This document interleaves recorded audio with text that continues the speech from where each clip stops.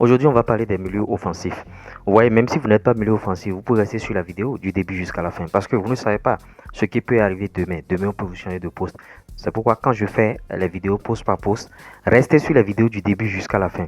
D'entrée de jeu, vous savez ce que vous avez à faire. Donnez de la force à votre chaîne, à votre vidéo. Là, la vidéo ira très loin. Quand vous êtes milieu offensif, la première des choses, j'ai une mauvaise nouvelle pour vous. Si vous n'êtes pas technique, changez de poste. Ou bien quand vous aspirez jouer à ce poste, il faut avoir le minimum de bagages techniques. Parce que ce qui se passe sur le marché, c'est pas ce que vous voyez à gauche et à droite, non, de l'à peu près, non. Il n'y a pas de l'à peu près sur le marché. Vous voyez. Donc, si vous n'avez pas les aptitudes techniques, quand je parle d'aptitudes techniques, ça voudra dire quoi? Les contrôles orientés intérieur de pied, contrôles orientés extérieur de pied, vous voyez, les crochets, tout. Si tu n'as pas ces bagages-là, mon frère, il n'y a rien pour toi. Et ce sont des trucs qui s'apprennent dans les centres de formation déjà à bas âge. Et quand vous grandissez, il y a certains entraîneurs qui répètent encore les mêmes gammes, même jusqu'au haut niveau. J'en connais. Et c'est très, très important. Il faut toujours réviser. La révision et la répétition aussi est pédagogique. Vous voyez. Donc, si vous n'avez pas cette aptitude-là, changez de poste automatiquement. Les milieux offensifs aujourd'hui, il y a une grosse concurrence même au poste. Quand vous verrez à des tests de détection, vous allez voir, quand on dit milieu de terrain, ils sont pleins. Et quand on leur pose la question, tu as quel milieu?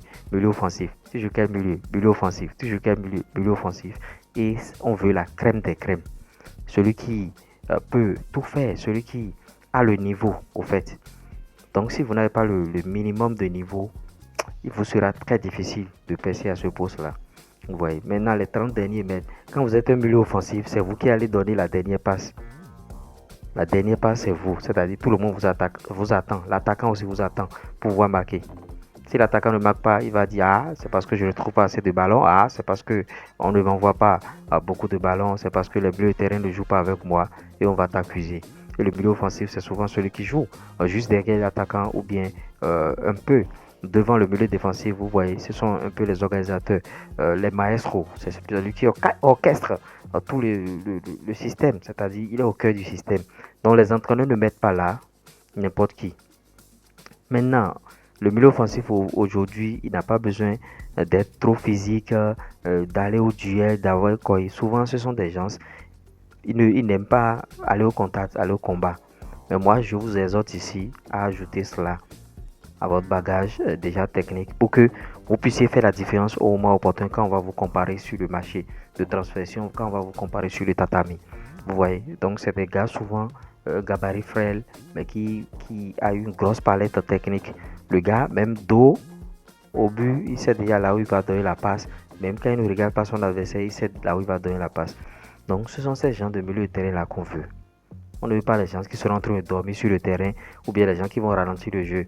Au lieu de donner le ballon dans le bon timing, le gars, il va garder le ballon et l'attaquant ira à leur jeu. Tu fais ça une fois, deux fois, trois fois, je te mets au banc. L'entraîneur va te mettre au banc systématiquement. Il va dire que tu ralentis son jeu. Vous voyez, c'est pourquoi il y a des joueurs qui ont permis à jouer avec José Mourinho. José Mourinho, quand il était au Real Madrid, c'est pas de ce Real là où il va venir. Le Real de Kaka, vous voyez, il jouait en 4-2-3-1. Vous voyez, Kaka était positionné en numéro 10. Et le gars, bon, il veut montrer qu'il est technicien, par les techniques. Oui, on ne refuse pas, mais Mourinho joue en contre rapide. Donc, il y a les milieux offensifs très très techniques ont du mal souvent à jouer avec certains entraîneurs. Parce que ceux qui jouent en compte rapide, il faut que tu fasses rapidement le contrôle et en même temps la passe doit suivre. Mais ce n'est pas le cas souvent. Donc ça les énerve. Bon, ils vont te mettre sur le banc. Tu vas commencer par renflouer la mine.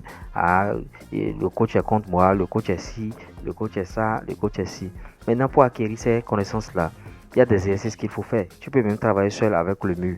Tu joues le ballon au mur, tu contrôles, tu joues au mur, tu contrôles, tu fais euh, des conduites de balle, tu joues au mur, ça peut être au sol, tu joues au mur au sol, contrôle orienté intérieur, tu joues au mur au sol, contrôle orienté extérieur, tu joues au mur au sol, contrôle crochet, vous voyez. Si tu n'as pas quelqu'un avec qui travailler, et bon, moi je ne vous conseille pas de travailler avec des amis parce que quand vous venez, vous allez bavarder jusqu'à et tu vas rentrer à la maison, tu vois. Donc tu travailles seul avec le mur. Maintenant tu joues un peu à mi-hauteur, tu joues au mur, tu contrôles avec la poitrine, tu mets sur le genou. Ce sont ces genres d'exercices qui vont te donner la technique pour que tu puisses être un très très bon milieu offensif. Parce que si tu n'as pas fait ces exercices-là à la base, ça te serait un peu difficile. Mais au haut niveau déjà, tu peux acquérir certaines choses. C'est pourquoi les entraîneurs préconisent la coordination. Vous voyez, lors des séances d'entraînement, ce sont des exercices de coordination, le bon geste au bon moment. Et le gamin, il est déjà rodé. Depuis 7 ans à 14 ans, il est déjà rodé. 15 ans, 16 ans, 17 ans, c'est les révisions, répétitions. Et quand il aura 18 ans, jouer au haut niveau, vraiment, ce serait une pelle. Parce qu'il aurait déjà fait ça pendant 10 ans, pendant 15 ans. Vous voyez, il a commencé à l'âge de 7 ans, plus 15 ans, ça fait 22 ans. À 22 ans, il est prêt. Ou à 18 ans, il est prêt. Il a fait pendant 10 ans. À 17 ans, il est prêt. Vous voyez, c'est la grosse différence, ça. Avec quelqu'un qui connaît les choses, qui maîtrise les choses. Maintenant, vous, si vous voulez qu'on vienne travailler avec vous ou bien avec votre enfant, notre contact est en train de circuler là, vous pouvez nous contacter. Ou bien on fera des cours en ligne à distance avec votre enfant, ou bien des séances de coaching à distance. Le numéro est en train de s'afficher, on va vous aider. Parce que nous, on est là pour vous aider. On est là pour que vous puissiez atteindre le niveau voulu. Vous voyez, parce que il y a certains parents, ils dépensent des millions, ils dépensent des milliards. Mais s'il n'y a pas un suivi comme des gens comme nous, vous voyez, ça ne peut pas marcher, ça va flopper. Ça va flopper, donc vous avez intérêt. Vous avez intérêt. Et le milieu offensif, c'est quelqu'un, on dit souvent qu'il a un ordinateur dans la tête. On dit qu'il a un ordinateur dans la tête. Alors qu'il n'a pas d'ordinateur, il est simplement intelligent. Il a fait des exercices cognitifs quand il était petit, quand il était à l'apprentissage. Ils ont travaillé, bien sûr, son mindset, son body mindset. Vous voyez. Si vous ne faites pas beaucoup de ces exercices-là quand vous êtes jeune comme ça, arriver au haut niveau, vous ne pouvez pas. Arriver au haut niveau, ça se ressent. Il y a des entraîneurs qui le voient en même temps. L'entraîneur voit que le gars, il n'a rien foutu là-bas. Il dit qu'il est au milieu offensif alors qu'il ne peut pas faire un contrôle. Milieu offensif, il ne peut pas donner une longue passe à la Xabi Alonso. Milieu offensif, il ne peut pas faire des crochets.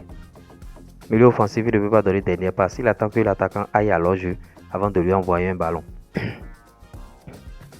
Ce sont des choses que vous devez corriger. Vous devez corriger absolument. Et vous jouez à un poste qui est très très concurrentiel. Je le répète encore, une grosse concurrence à ce poste. Tout le monde veut être milieu offensif. Même dans les enfants aujourd'hui n'aiment plus jouer à la défense. Défenseur, c'est rare. Tout le monde veut être milieu offensif. Donc dans ce lot-là, si vous n'arrivez pas à vous démarquer, il vous sera très très difficile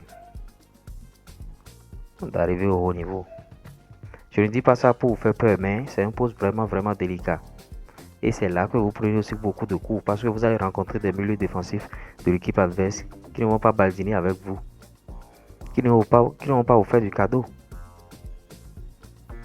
qui ne vont pas vous laisser le choix de faire ce que vous voulez. Et tout ça passe par le travail. Quand vous travaillez de manière acharnée, c'est pourquoi moi je prône ici les 2 séances par jour. Quand vous travaillez de manière acharnée régulièrement, ça augmente votre confiance en soi. Vous êtes en confiance. Quand vous faites ce qu'il faut, vous vous dites que je suis vraiment en confiance. Je peux faire ça, c'est ça qui fait que vous évoluez.